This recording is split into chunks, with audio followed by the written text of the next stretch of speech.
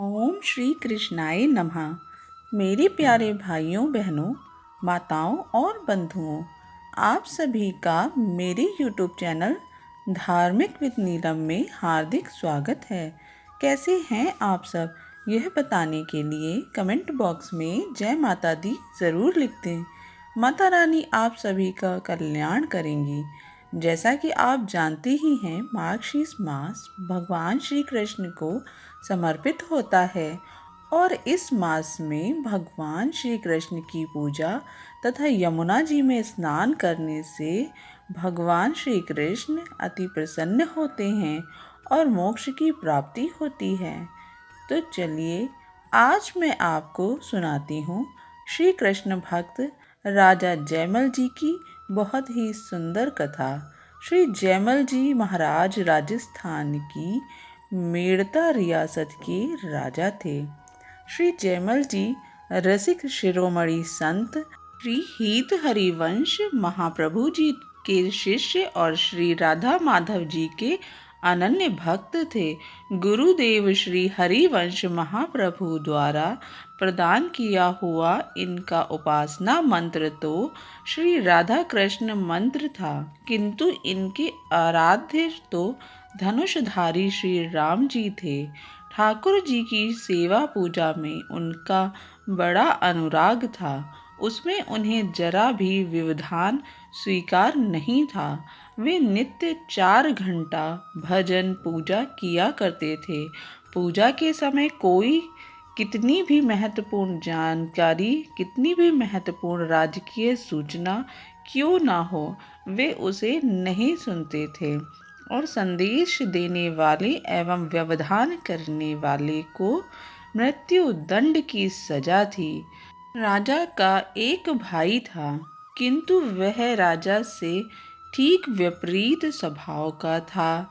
उसे भगवान की सेवा पूजा से कोई मतलब नहीं था। साथ ही वह जयमल जी से द्वेष भी करता था। यद्यपि वह भी पास के राज्य मांडोवर जैसे समृद्ध राज्य का राजा था, पर उसकी महत्वाकांक्षा राजा जयमल के भी राज्य को हस्तगत कर लेने की थी। उसे किसी प्रकार राजा की सेवा पूजा के नियम की जानकारी हुई तो उसने एक कुटिल योजना बनाई। उस दुष्ट ने सोचा कि जब राजा जयमल पूजा कर रहे होंगे तभी मेड़ता पर हमला कर देना चाहिए, क्योंकि मृत्यु दंड के भय से उन्हें कोई आक्रमण की सूचना देने नहीं जाएगा। ऐसा सोचकर उसने मेड़ता राज्य पर आक्रमण कर दिया। राज्य पर आए इस प्रकार के संकट को देखकर मंत्रियों ने विचार किया और राज्य माता से निवेदन किया कि आप ही महाराज को सूचना देने में समर्थ हैं, क्योंकि आपके प्रति पूज्य भाव होने से राजा आपको कुछ नहीं कहेंगे और उन तक सूचना भी पहुंच जाएगी। फिर वे जैसा आदेश देंगे हम लोग वैसा ही करेंगे।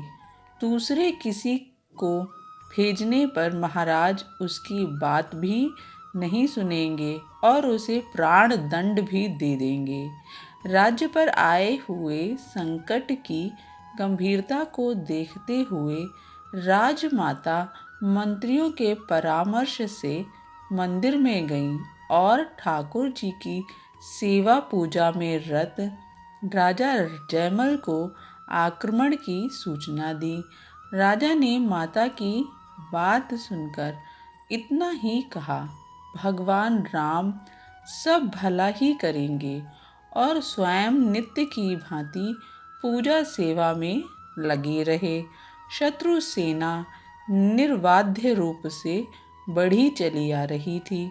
जब सेना मेड़ता के एकदम निकट पहुंच गई तो भगवान से रहा नहीं गया। श्री रघुनाथ जी ने सैनिक का वेश बनाया, एक हाथ में तलवार, एक हाथ में भाला धारण किया, पीठ पर ढाल बांधी और राजा के घुड़साल में जाकर राजा की सवारी का अश्व खोल दिया, फिर उस पर सवार होकर अकेले ही युद्ध भूमि पर चल पड़े। भगवान ने युद्ध भूमि में संपूर्ण सेना को गिरा दिया, प्राण किसी के नहीं लिए।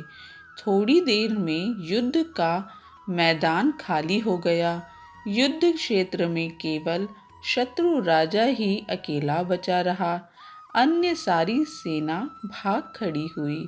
शत्रु भी मेरे भक्त जयमल जी का भाई है, यह सोचकर भगवान ने उसको नहीं मारा और उसे अपनी सुंदर छवि का दर्शन कराया, जिससे वह भाई की शत्रुता भूल गया।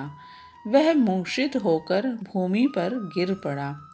भगवान वापस लौट गए और घोड़े को अपने स्थान पर वापस बांध दिया। जब श्री जयमल जी की पूजा सेवा समाप्त हुई, तब उन्हें माता द्वारा दी गई आक्रमण की सूचना की याद आई। तब वे शीघ्र युद्ध भूमि की ओर चल दिए। शाही घोड़े को पसीने से लथपथ देखकर वे दूसरा घोड़ा लेकर युद्ध भूमि पर पहुंचे। वहां उन्होंने देखा कि आक्रमण करने वाला भाई घायल पड़ा है। उसने जयमल जी को देखते ही सर झुका लिया और बोला, आपको जो दंड देना है मुझे स्वीकार है। जयमल जी ने पूछा, पहले यह तो बताओ, तुम्हारी यह दशा किसने की है? उसने कहा, तुम्हारी तरफ से मात्र एक सांवला सा सिपाही घोड़े पर बैठकर आया था।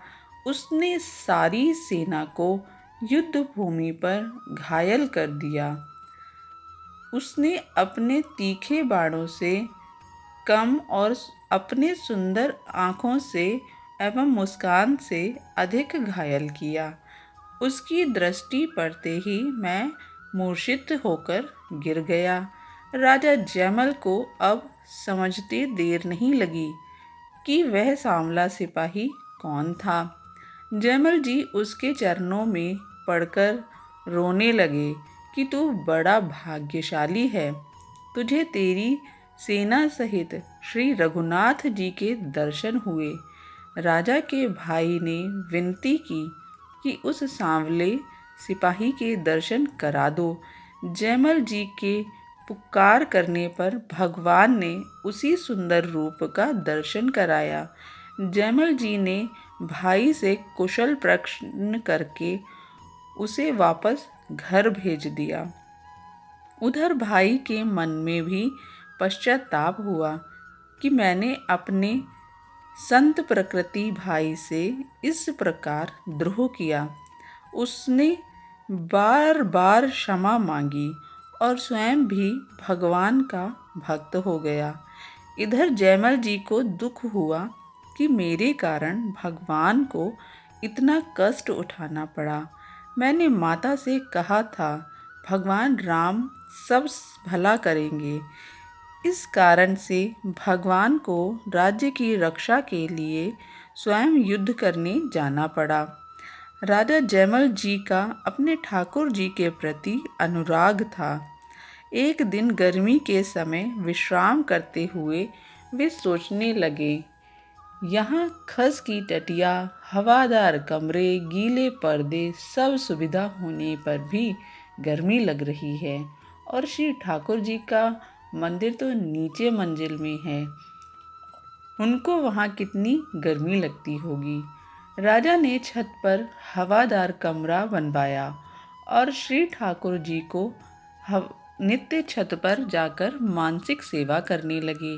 श्री रघुनाथ जी के उस शयनगान में जाने के लिए राजा ने एक लकड़ी की सीढ़ी बनवाई। रात में राजा स्वयं ऊपर छत पर जाकर पुष्प आदि से शय्या की रचना करते एवं शयन योग, इत्र, जलपान, तांबुल आदि सभी वस्तुएं यथास्थान रखकर नीचे उतर आते और सीढ़ी हटाकर अलग रख देते। ऊपर अन्य किसी को जाने को मना किया था।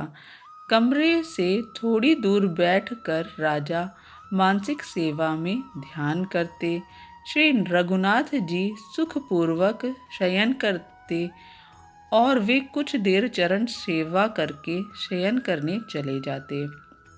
राजा के इस रहस्य को रानी भी नहीं जानती थी। रानी ने सोचा, ये नित्य 4 घंटा सेवा पूजा करते हैं, परंतु इनके विपरीत भी यह रात में क्या करते हैं। इस बात को जानने की अभिलाषा रानी के मन में जागी। एक दिन रात में रानी ने सीढ़ी लगाई और ऊपर चढ़ गई। थोड़ा सा पर्दा हटाकर झांक कर देखा तो उसे एक सुंदर सुकुमार किशोर बालक शयन करता हुआ दिखाई पड़ा। ऐसा सुंदर स्वरूप रानी ने कभी न देखा था। रानी पुनः चुपचाप उतर आई, सीढ़ी को यथास्थान रखकर महल में चली गई। प्रातःकाल आकर रानी ने अपने पति देव को सब बात सुनाई और कहा कि मेरा मनोरथ पूर्ण हो गया। राजा जयमल जी ने उसे डांट फटकार कर कह दिया कि फिर कभी ऐसा नहीं करना। लाल जी की नींद में व्यवधान हो सकता है। और मन ही मन यह जानकर प्रसन्न हुए कि इसके बड़े भाग्य हैं जो इसे श्री लाल जी के दर्शन हो गए। ऐसे राजा जयमल जी महान भक्त, महान गौ भक्त, महान राष्ट्रभक्त, धन्य है श्री जयमल जी महाराज। यदि आपको आज की यह कहानी पसंद आई हो तो प्लीज़ एक लाइक ज़रूर कर दें, वीडियो को ज़्यादा से ज़्यादा शेयर करें और मेरे चैनल को सब्सक्राइब कर लें। मिलती हूँ नेक्स्ट वीडियो में, तब तक के लिए नमस्कार।